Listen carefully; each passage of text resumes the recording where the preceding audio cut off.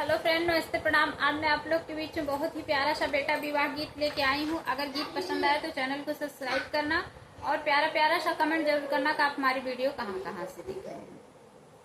चिठिया पे चिठिया लेखी भेजई राजा दशरथ यर दिहल जनक जी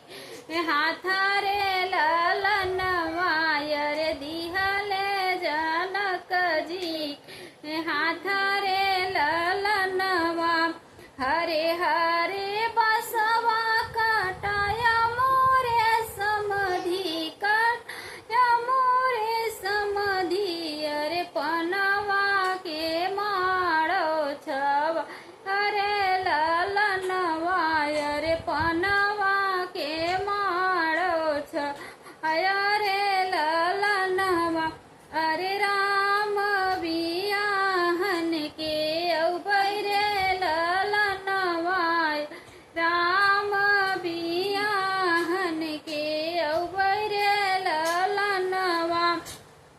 अरे माड़ो के आरी आरी बेला फूल लगाय अरे कोने दिया ना जलाया रे ललनवा अरे कोने दिया ना जलाया रे ललनवा अले लई के बहराती समधी जनकपुर अरे हूँ है दुअरवा के चार रे ललनवा अरे होई है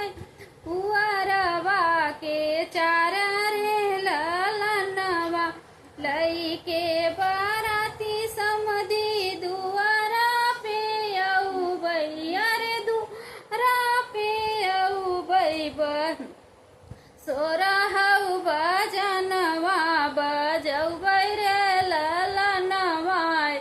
सगरौ बजनवा बजौबै रे ललनवा अरे सब तौनी हारैया राती से बराती अरे सासु निहारै अदरे ललनवा